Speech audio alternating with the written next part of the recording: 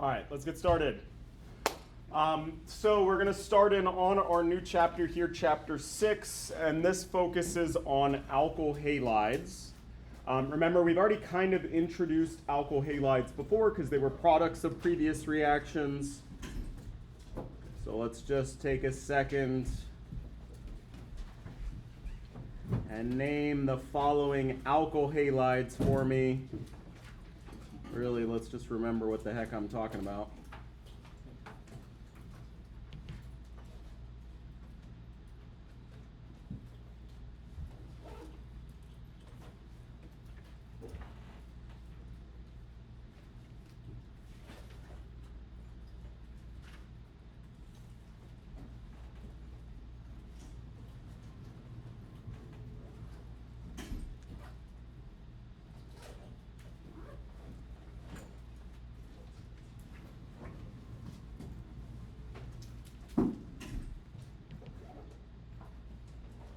All right, so we're going to do a nomenclature review here. Everybody just take a second and name these three molecules for me.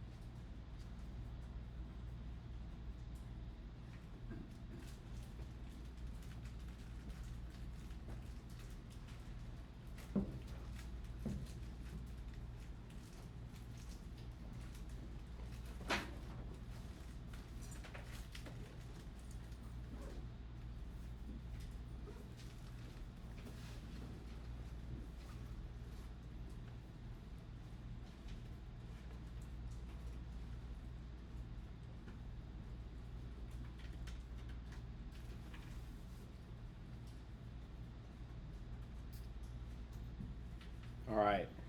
We kind of had spent a little bit of time talking about benzene derivatives, so let's remember our kind of rules for nomenclature that we laid out at the beginning. All right, we got to find our parent chain. In this case, that's these 1, 2, 3, 4 carbons right here. These alkyl halides, these halogens, are considered substituents in our molecules. So this would be a chloro group. It's going to go out in the front of my name, not in the back of the name, like we do for our functional groups. I got to number my parent chain to put that substituent on the lowest possible number. So this would be 2-chlorobutane.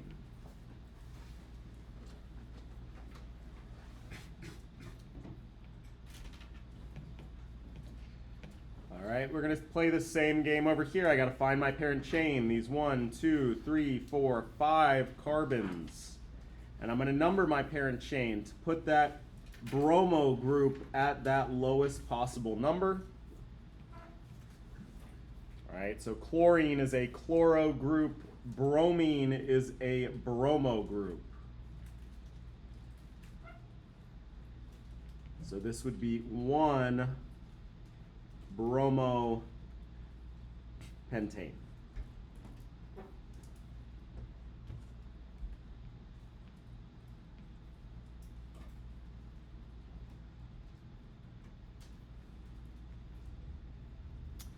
All right, and then in this last one here, what's my parent chain? It's always going to be the ring, right? So we have this 6-membered ring here, right? 6 is hex, and since it's a ring, it's cyclohex. I have this iodine, chlorine is chloro, bromine is bromo, iodine is iodo. All right, and when I name my molecule here, do I have to tell that this is on carbon 1?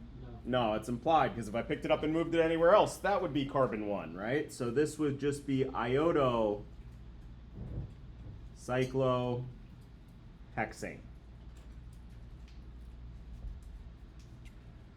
All right, so we're going to talk about these alkyl halides. Out of our halogens, you'll see that we're missing one up here, fluorine.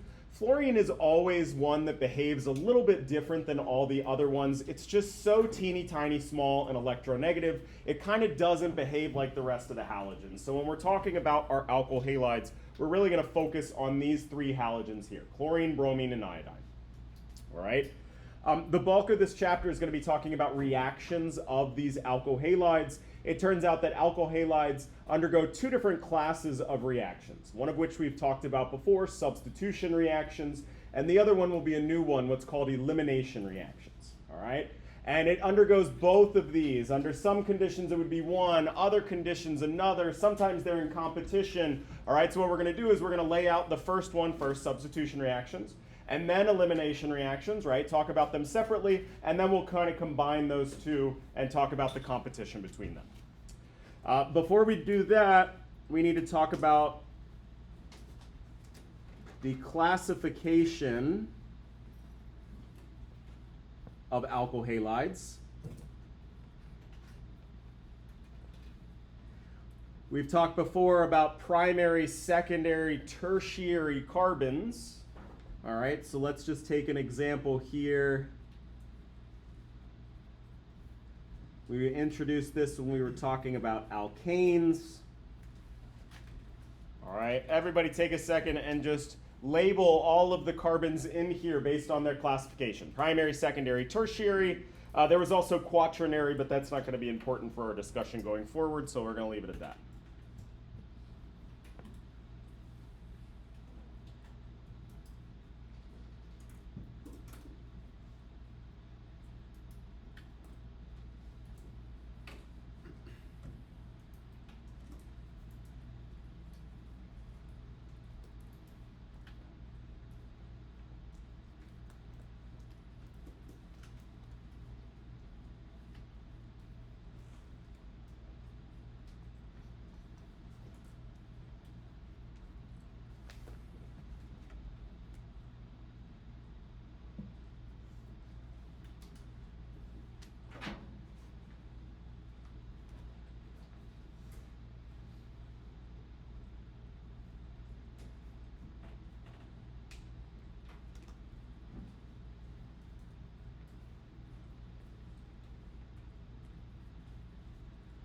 All right, how many primary carbons were in this molecule?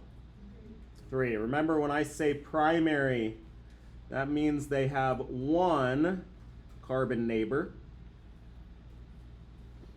When we say secondary, that means they have 2 carbon neighbors. And when we say tertiary, that means that we have 3 carbon neighbors. So each of those that I colored in blue, they're only neighboring 1 carbon atom. I have 2 secondary carbons. Each of these are bound to 2 other carbon atoms. And there's 1 tertiary carbon here, which is bound to 3 other carbon atoms. All right, so this was this classification that we had for alkanes. We're going to have something similar for our alkyl halides.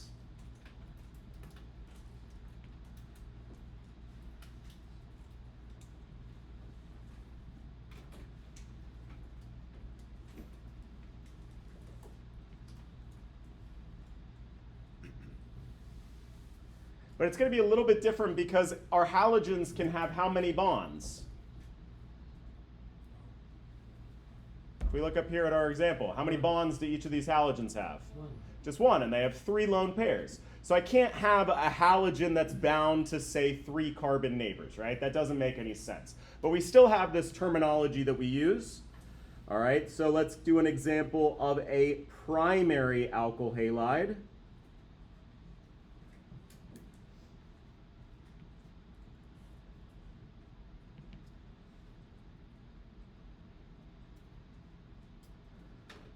All right, and what we're going to see is this terminology now comes from the fact that my carbon that has that halogen has just one carbon neighbor, right? So when we talk about, oh my goodness, sorry.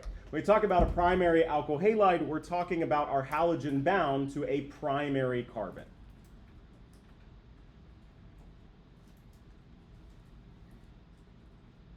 I think it's actually bonded, but whatever.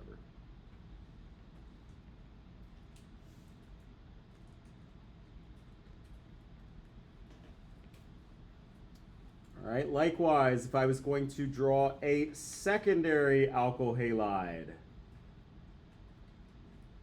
use a different halogen here. Again, we would call this a secondary alkyl halide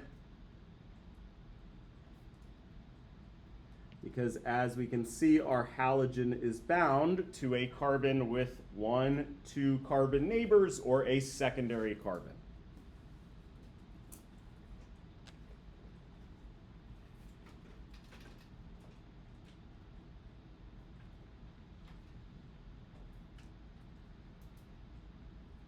All right, and I believe in y'all. I want you to try to give me an example of a tertiary alkyl halide based on what we've discussed.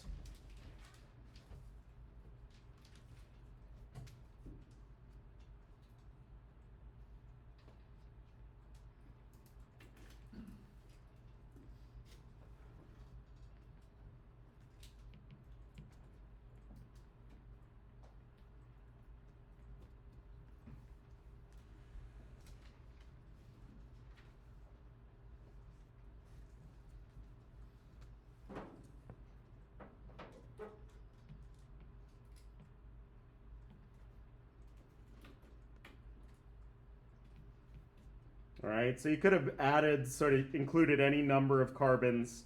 Sort of the simplest or smallest one that we could have would have to at least be 4 carbons here, and this would be a tertiary alkyl halide because my halogen here is bound to a carbon with 3 carbon neighbors.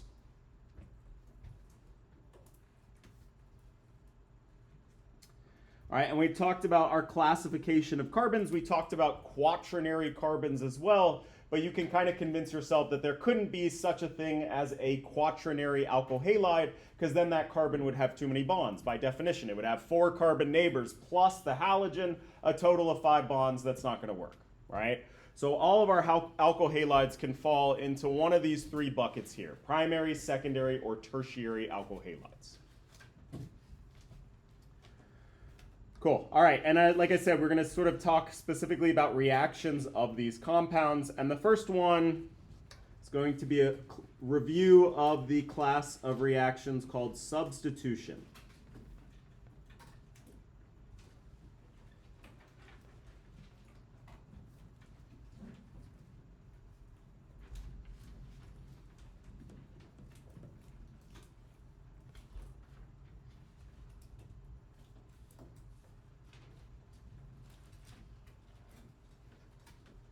All right, we're going to have our alkyl halide, and we're going to react these with some nucleophile. This is also sort of some terminology that we talked about last class. Nucleophile. Remember, these are molecules that really want a positively charged nucleus because they themselves have a lot of electron density, right? So our nucleophiles are our electron-rich species in a chemical reaction. I'm going to use this symbol, generic Nu, for nucleophile, and notice how I gave it some negative charge. I gave it a lone pair and a negative charge, because that's going to be a common feature of our nucleophiles, because again, they are electron rich.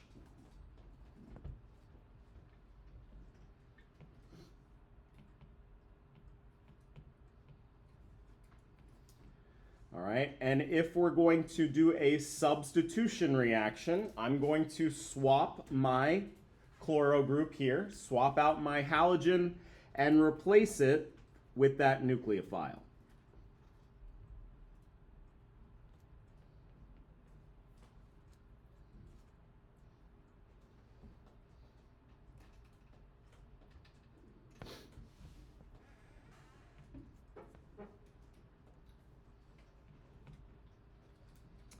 All right, so our substitution of alkyl halides, we're going to substitute or replace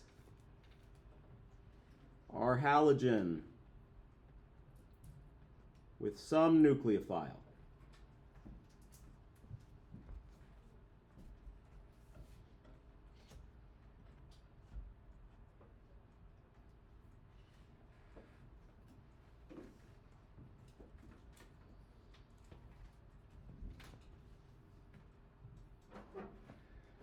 All right, before we move on, let's take a look at some nucleophiles here, because I just left it as like generic variable NU. What do some of these actually look like here?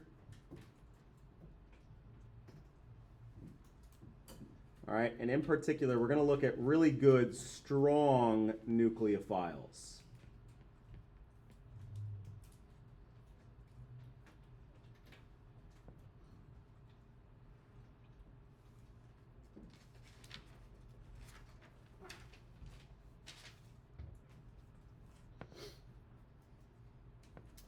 All right, and the one thing to keep in mind about our nucleophiles is, again, these are electron-rich molecules. So what type of charge do we think we're going to see on our nucleophiles very commonly? Negative charge, absolutely. So a lot of these negatively charged ions that we're used to looking at in organic chemistry.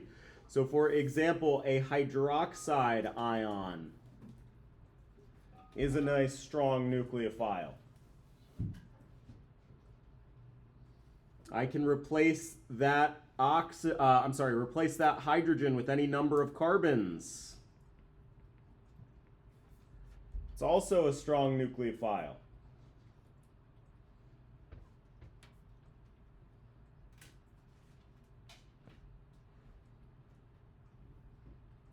If I take a carboxylic acid and remove that proton, again, I got a nice strong nucleophile. All right, and so what do these all have in common here? The oxygen with the negative charge, absolutely, right? A nucleophile is electron-rich. So these all have oxygen with a negative charge.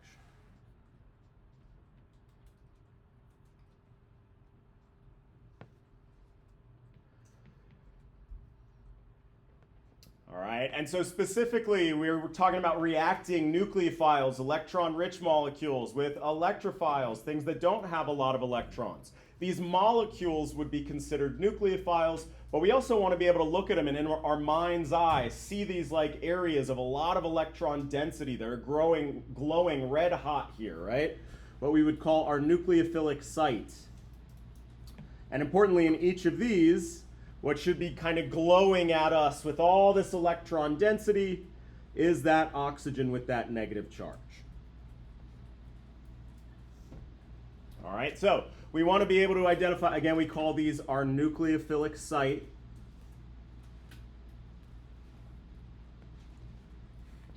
And this is important because these are going to be the atoms that form the new bond with our alkyl halides, right? We need to know how to attach these things together.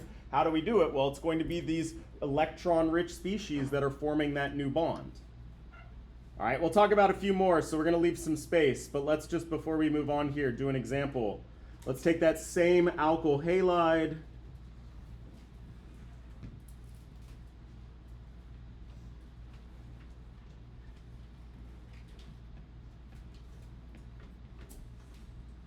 We're going to react it with one of those nucleophiles.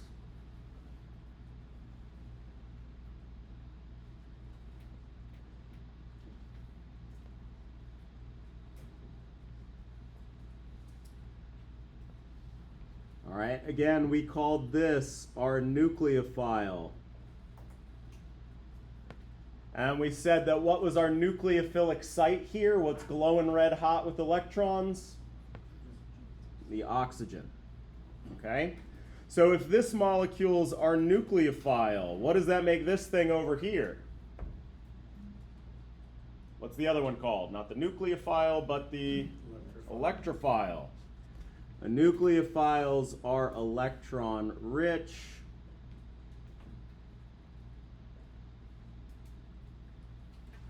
Electrophiles, these are electron poor.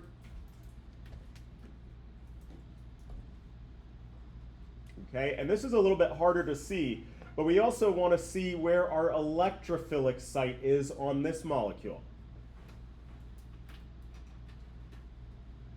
The other one was kind of easy because we had this lone pair and these negative charges. Negative charges, we're like, yeah, sure, there's a lot of electrons there, right? But where's our electron poor site on this molecule here? It's a little bit harder to see, okay? What we got to remember is our halogens are very electronegative. So they're good at stealing electron density from the atoms that they are bound to. So in this bond right here, I have my chlorine that's got this partial negative charge on it. And where did it steal those electrons from? From our electrophilic site, that carbon right there. Our primary carbon that's bound to our halogen is left relatively electron deficient because that polar bond is stealing electrons away from that carbon. All right, so when we look at these two molecules, we need to know how we're going to link them up. We're going to create a new bond between that nucleophilic site of our nucleophile and that electrophilic site of our electrophile. Our chlorine, we didn't really do a balanced chemical equation here. I guess we can. Right, again, we have our inorganic product that we don't really draw, which is just that chloride ion that gets kicked off in this reaction here. All right, we have a name for that as well. The chlorine that's going to be kicked off, we would call our leaving group.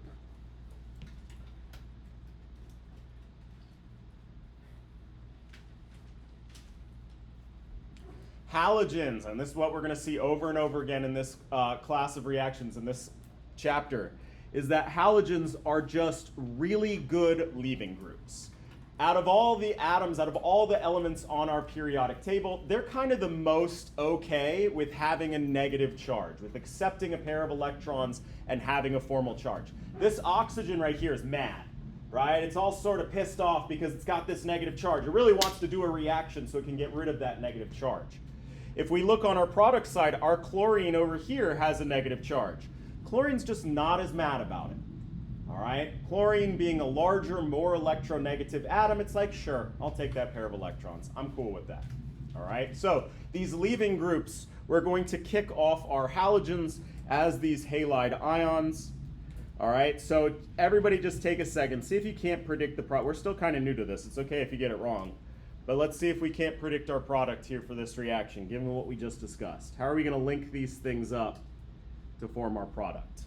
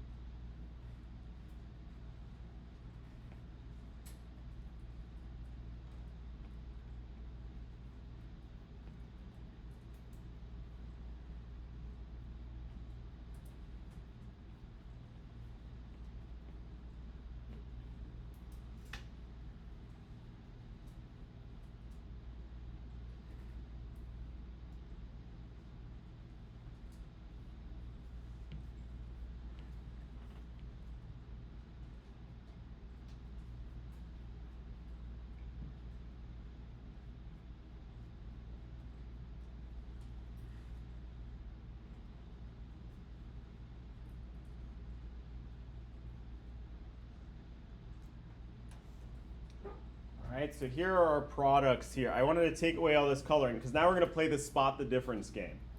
All right, I want you to try to see which new bonds we formed on our product side and what bonds we had to break on our reactant side. All right, but then I also want you to pay attention to lone pairs. Which lone pairs do we have on our reactant side that disappear when we go to our product side? And vice versa, where do we see lone pairs on our product side that we didn't see on our reactant side?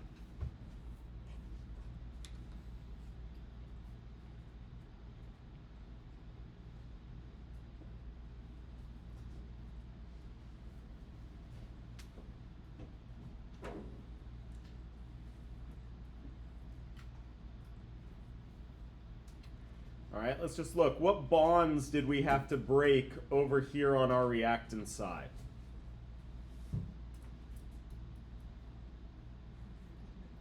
The carbon to the chlorine, okay? This bond right here is no longer there, right? We had to break this bond. But electrons, we can't just like have, what happened to that pair of electrons? They didn't just go flying out into space, they didn't disappear, right? So that pair of electrons is still accounted for on my product side. Where did it go? Well, notice how many lone pairs does chlorine have on that reactant side? 1, 2, 3 lone pairs. How many lone pairs does chlorine have on our product side? 4. So where did that extra lone pair come from? That used to be in that bond right there. All right. So we had, when we broke this bond, that bonding pair of electrons became a lone pair. And then the opposite happened because we formed a new bond in this reaction. Where's our new bond on our product side? Between our carbon and our oxygen. This new bond was formed here. Well, where did that pair of electrons come from? From the oxygen. Yeah, so if we notice our oxygen on our product side has 2 lone pairs. Our oxygen on our reactant side has 3. And that new bond came from that pair of electrons right there. All right, so we've created this new, we've broken the bond between the halogen and the carbon, and that pair of electrons has become a lone pair on that halogen. Likewise, we formed a new bond between our nucleophile and our electrophile. That lone pair on our nucleophile is now that new bond here. So notice that we go from having this negatively charged nucleophile, and now it's neutral over here on our product side.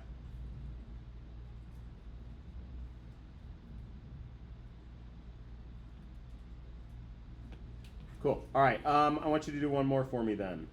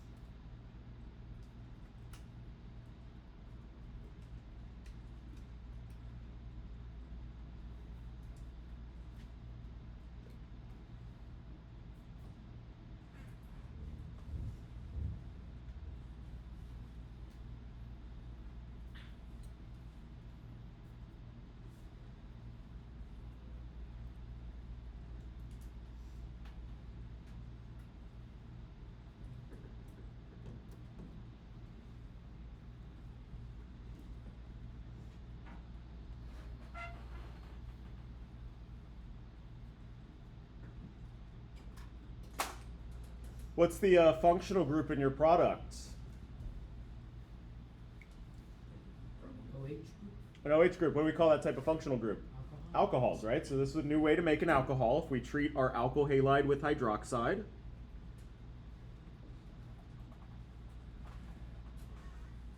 And for the sake of completeness, I'm going to draw in my inorganic product as well to make a point, that bromide ion. Okay. Again, we see this negatively charged, this negative charge on this oxygen on my reactant side, so it has this extra pair of electrons. Well, where did that go on my product side? That was that new bond that we formed. Likewise, I have this extra pair of electrons on my product side on that bromide ion. Where did that come from? That was living in that carbon-bromine bond. Okay. Just to take this same example here, we have a way that we can show these movements of electrons, these electron pushing arrows. All right, and what we would see is this pair of electrons goes and attacks that electrophilic carbon and kicks off that bromine. Okay, these arrows are kind of just a fancy way of showing what we highlighted in orange and green up here. The fact that this pair of electrons is what forms my new bond, and that this pair of electrons now jumps and is sitting on just that bromine atom, on that bromide ion.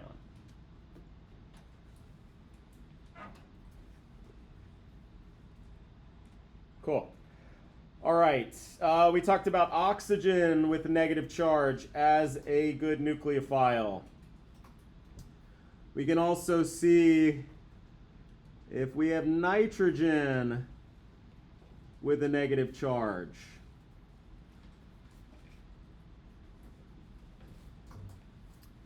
So whether we got hydrogens on that nitrogen. Remember, nitrogen, when it's negatively charged, has 2 lone pairs and 2 bonds.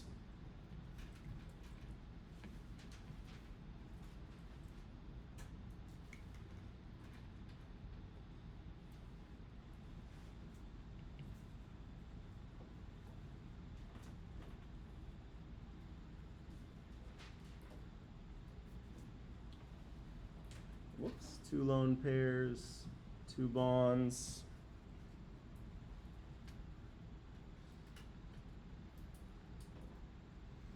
All right, these would all be examples of nitrogen nucleophiles.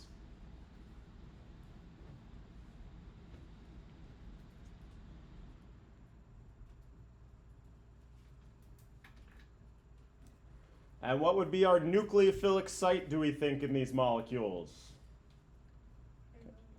Yeah, I kind of gave it away with the header there. But yes, what's holding that huge amount of electron density is that nitrogen.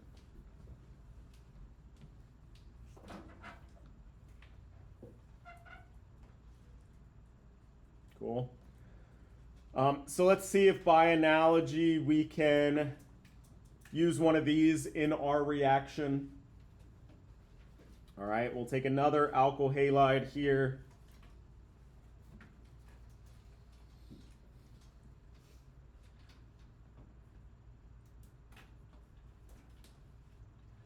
We'll treat it with one of our nitrogen nucleophiles.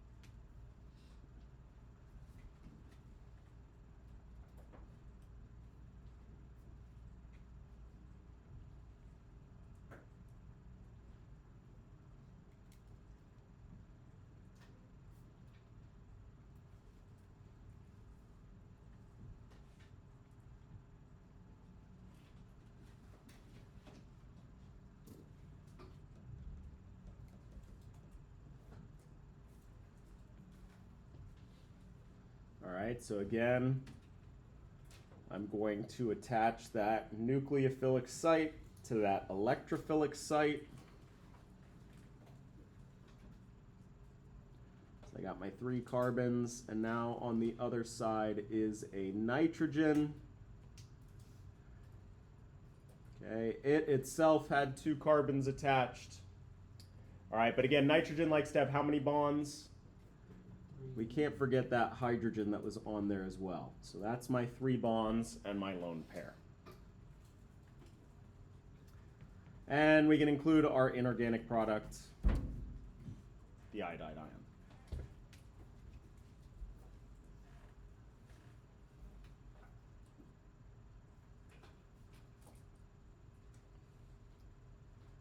All right, so we saw examples of oxygen being a nucleophile, nitrogen being a nucleophile.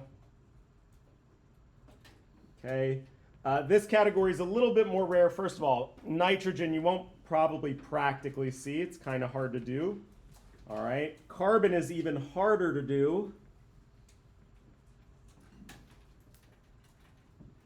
With a negative charge. So there are really only some specific examples that you would ever see of carbon with a negative charge. The most common one is a cyanide ion.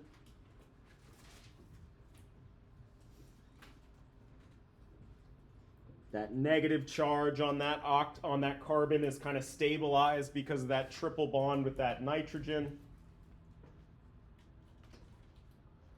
All right, the other one that we have kind of a lab trick to make is using a primary alkyne. We can steal that hydrogen off the very end, creating a good carbon nucleophile.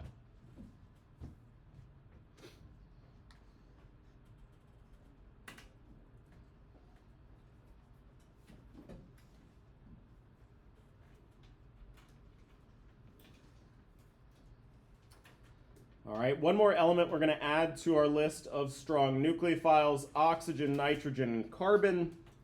Another one is sulfur.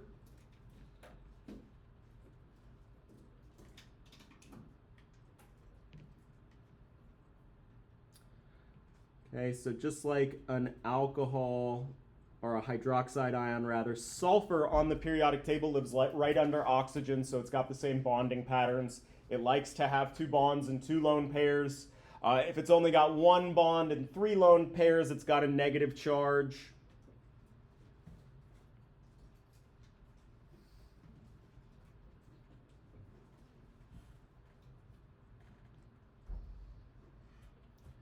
All right, so all of these are good nucleophiles here. I guess let me be good and color my nucleophilic site in each of these.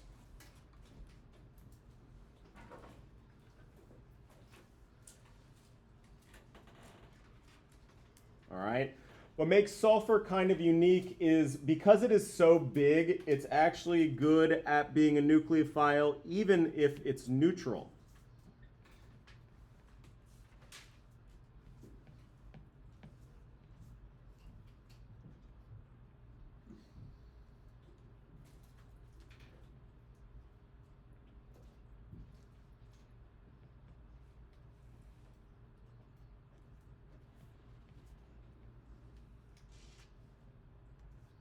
These are also, oh, whoops, it would only have 2 lone pairs on that first one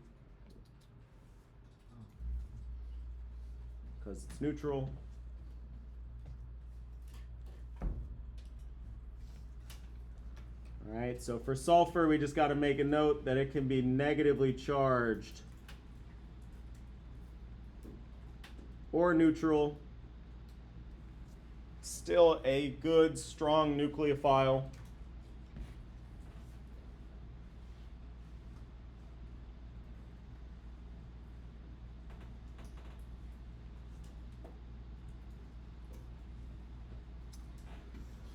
So let's do 2 examples here.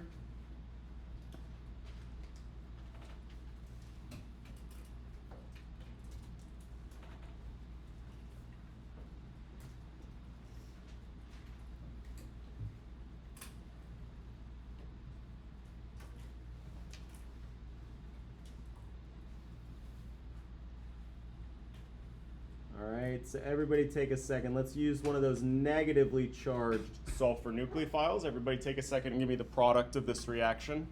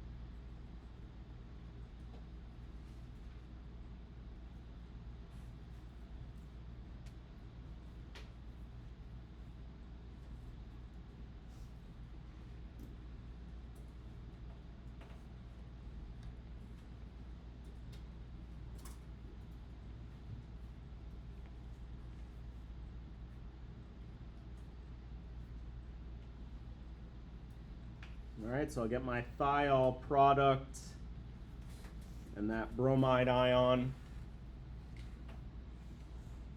Remember, thiols are analogous to alcohols, but with sulfur instead of oxygen. And for the sake of comparison, let's take this exact same alkyl halide, and instead of using this negatively charged sulfur nucleophile, we're going to give it that extra hydrogen, make it neutral.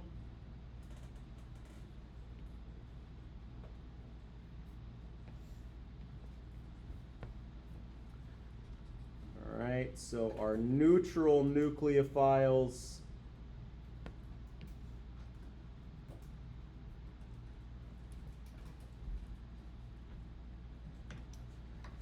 all right, what we're going to see is that our neutral nucleophiles, in order to form a neutral product, they're going to have to lose one of those hydrogens. So I actually get the exact same organic product in this reaction. That sulfur started out with 2 hydrogens. On my product side, it only has the 1. All right, my other product, my other inorganic product would then be HBr instead of just Br. So we just got to make a note, when we start out with a neutral nucleophile, they are always going to lose a hydrogen in these substitution reactions. So the electron that breaks off from the bond, it just disappears? Actually, all electrons are counted for here. If we drew out this bond explicitly, there's that pair of electrons there.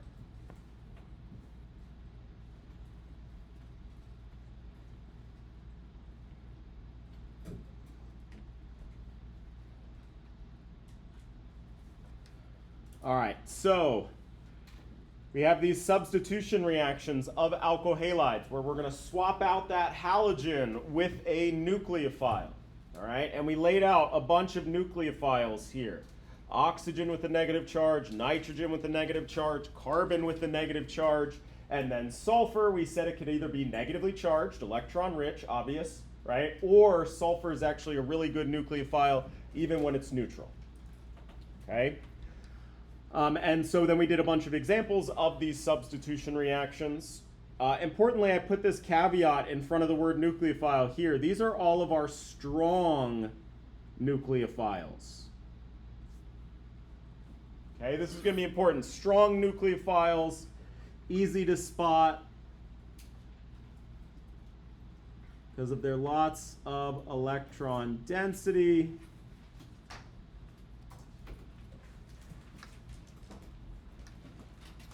Okay, for our substitution reactions, if we have at the very beginning we did this classification business, right? So why did we bother to do that? It turns out that primary and secondary alkyl halides will only react with strong nucleophiles. All right, so we laid out that list of strong nucleophiles, and we're going to make a note here.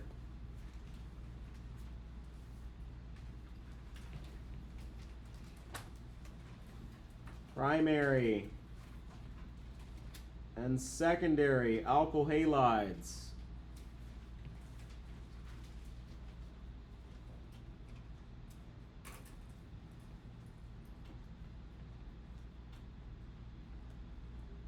Only react with weak, I'm sorry, that's the opposite of what I just said, with strong nucleophiles.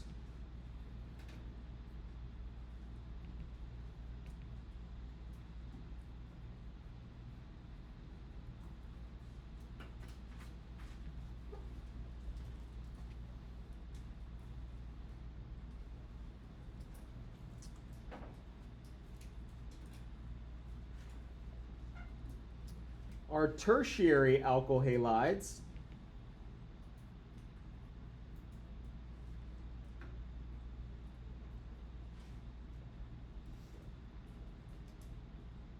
can react with weak nucleophiles.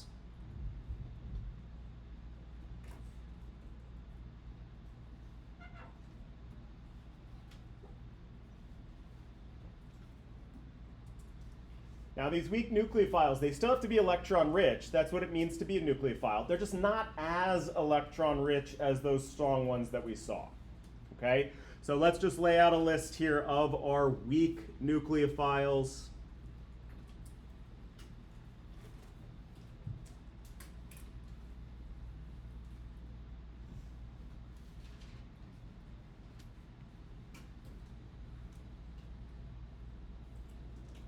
Our weak nucleophiles are again going to have those same elements.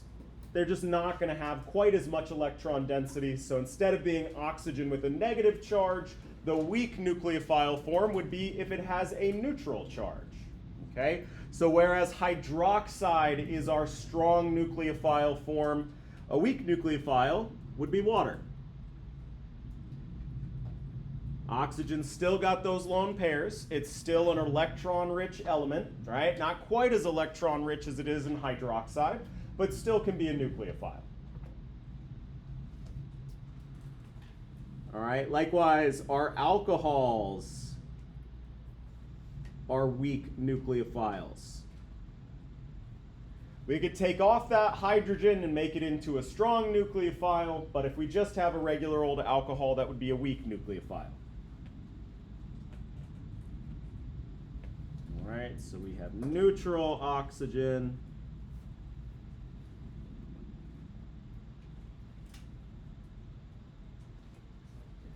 Likewise, we can make a bunch of neutral nucleophiles with nitrogen.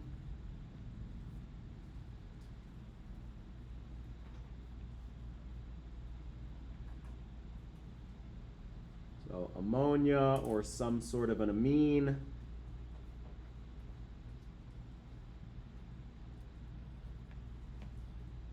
Primary amine, or nitrogen can have more bonds.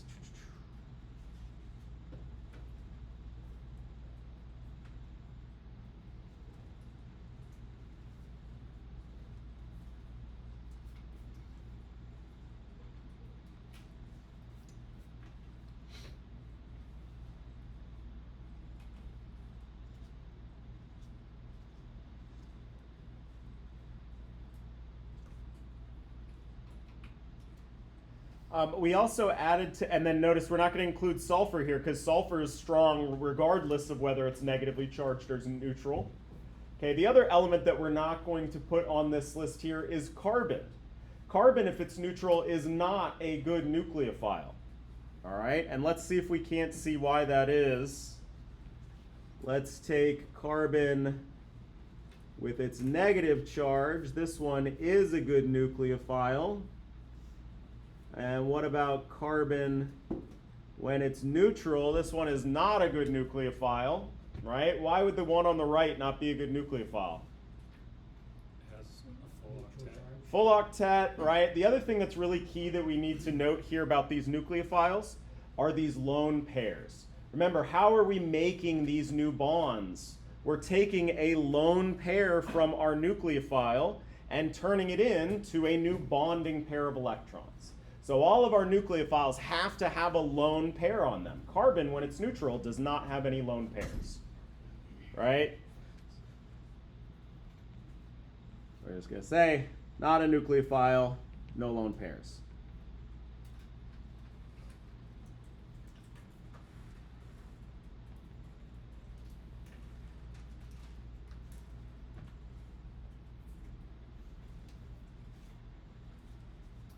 Okay, now we talked about neutral nucleophiles before, so we're going to do some practice here using our tertiary alkyl halides and their weak nucleophiles. But what do we got to remember to do when we're attaching these neutral nucleophiles? They're going to lose a hydrogen in the process here. Okay? The carbon example you use at the end, is that a weak bond then, or is that a strong? Which one? Just the most, yeah, that one. The one to the left. Oh, this would be a strong. This is so frickin' strong you could not even make it. Actually, you don't really see them out in the wild like this. But yes, this would be a ridiculously strong nucleophile. You'd be hard pressed to make something like that. All right, so now let's take some tertiary alkyl halides.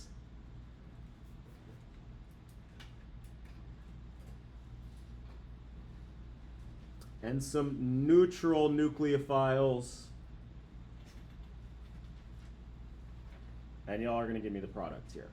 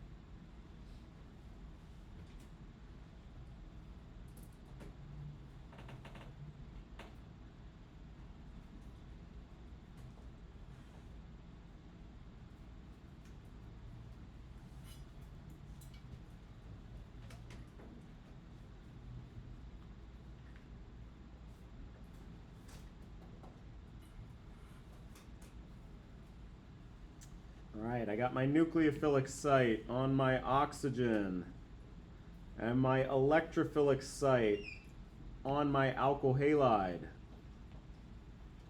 I'm going to draw my new bond between those two.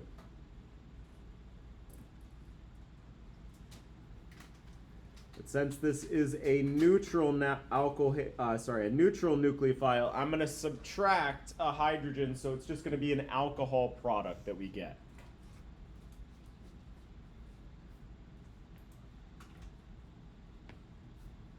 Okay, and we were kind of in the habit of drawing our inorganic products. I'm going to put that, but I am going to warn you that on your homework, I'm just asking for the organic product. All right, likewise, we have our nucleophilic site, that nitrogen, and my electrophilic site at the base of that halogen. Okay. One sort of good double check for your drawing your products, we've kind of talked about this before, is your counting of carbons, right? Make sure you have the same number of carbons on the left-hand side as the right-hand side.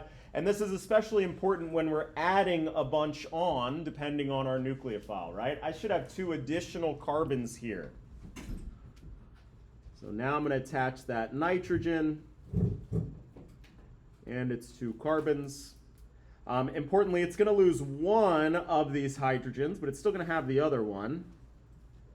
And I got to make sure to give it its lone pair.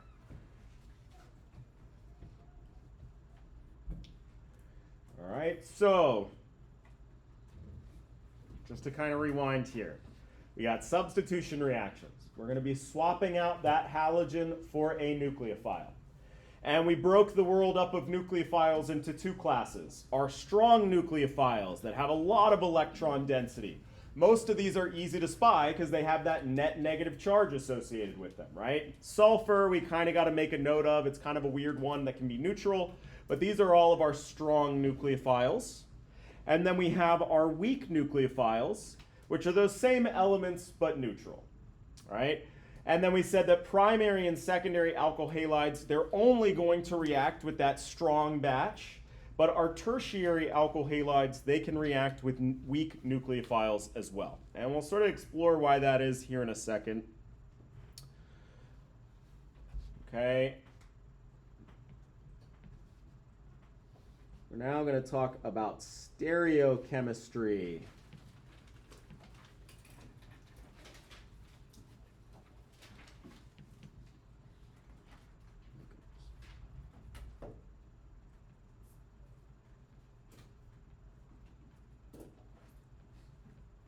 Of these substitution reactions.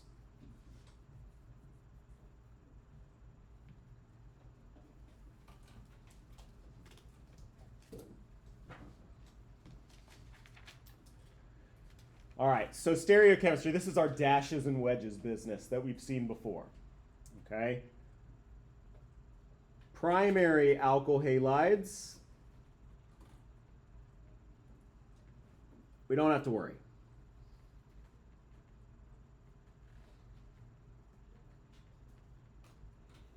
All right, we're going to kind of ignore our primary alkyl halides when we're talking about stereochemistry. By definition, there are also 2 hydrogens on that same carbon, so they just don't have this same problem that we're going to see that our secondary and tertiary do. All right, secondary alkyl halides. These will undergo what's called a stereochemistry inversion. And that word inversion is particularly important to keep in mind.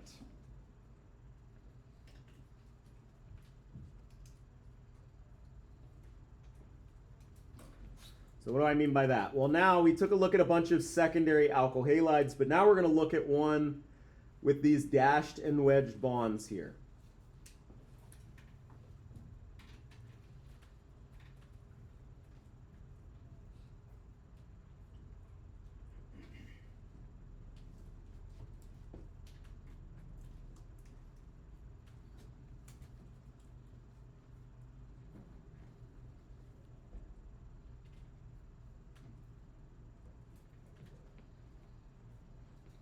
All right, let's take a look at a good, do I need to use a strong or can I use a weak nucleophile?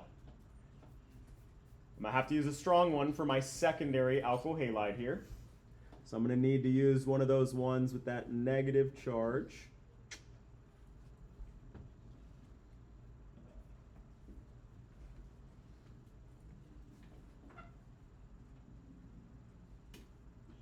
All right. So in this reaction, that nucleophile is going to attack that electrophilic carbon. And importantly, it has to do so from the opposite side of where that halogen is. So that halogen gets kicked off, but that nucleophile has attacked from the opposite side. And so what we see is an inversion in our stereochemistry, where my wedged bond on that carbon that had that halogen is now going to be a dashed bond with that new nucleophile on there.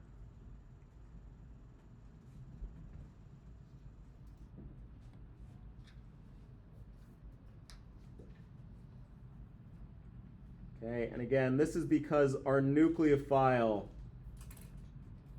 attacks from the opposite side of where our leaving group is.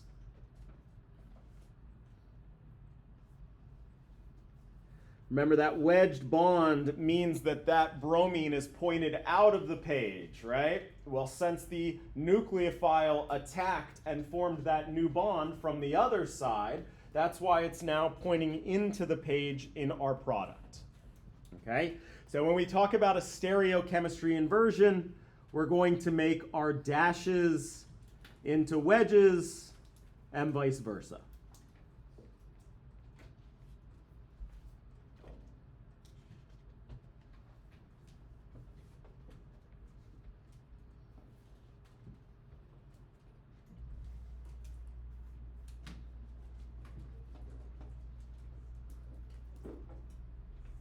Okay, so we're talking about stereochemistry of these substitution reactions.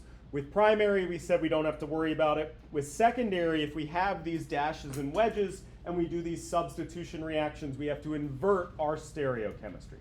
So our wedged bond becomes a dash bond. Likewise, we could do another example.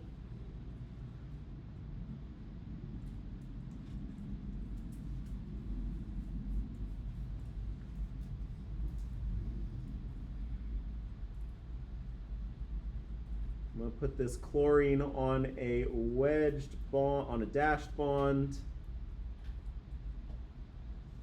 And I want you to tell me my product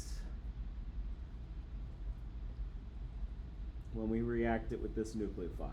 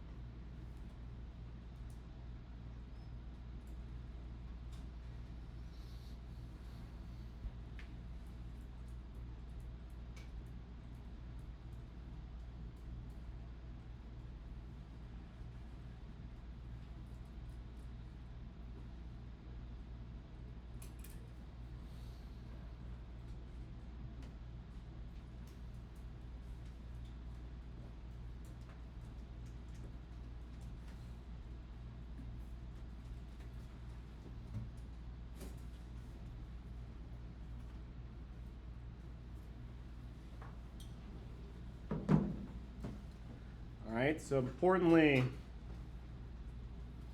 I should have my same number of carbons from my electrophile. I'm going to attach that nucleophile at that nucleophilic site at that nitrogen, but importantly, I'm going to invert that wedged bond, that dashed bond into a wedged bond.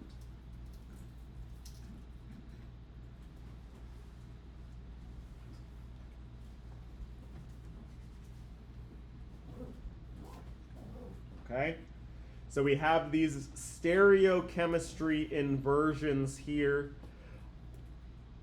Okay, and that's because that nucleophile has to attack from the opposite side of where that leaving group is. What's up? It doesn't really matter which way the carbons go off of the No, not at all. Nope. As long as you got 3 carbons, a lone pair, and a hydrogen on there, you're good. All right, let's do one more example to make a point here.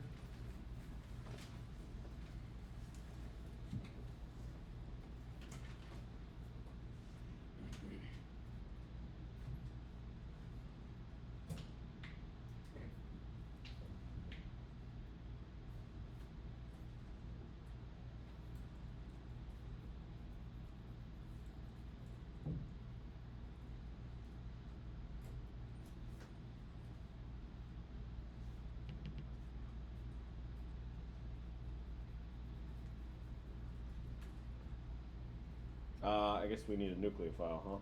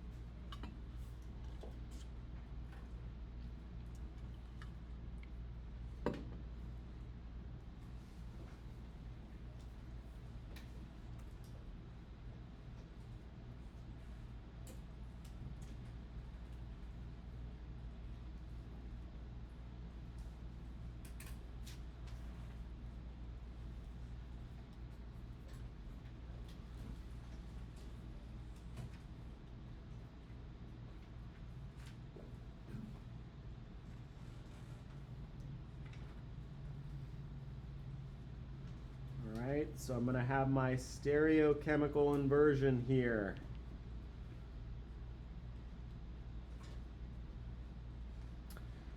But importantly, this happens only at that electrophilic site. So this other carbon over here that was a wedge is going to stay a wedge. Nothing even happened at that carbon, right? So we don't just flip everything. We're going to flip specifically our electrophilic site here. Right? So this is still going to be a wedge because nothing happened at that carbon.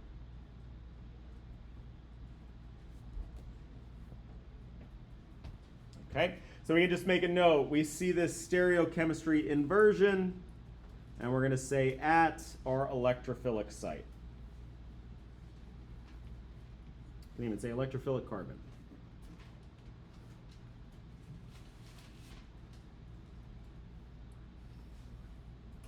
What nomenclature do you use for sulfurs? Oh, we haven't gotten there. Don't worry about it. Ending is like instead of OL, it's thiol. Oh. It's just the because word of that. thiol. Yeah, but we haven't gotten there. Don't worry, I won't ask you to name this product here. Not only that, but we don't know how to name thing with the wedges and dashes either. And we are going to gloss over that because it's a pain in the butt. All right, cool.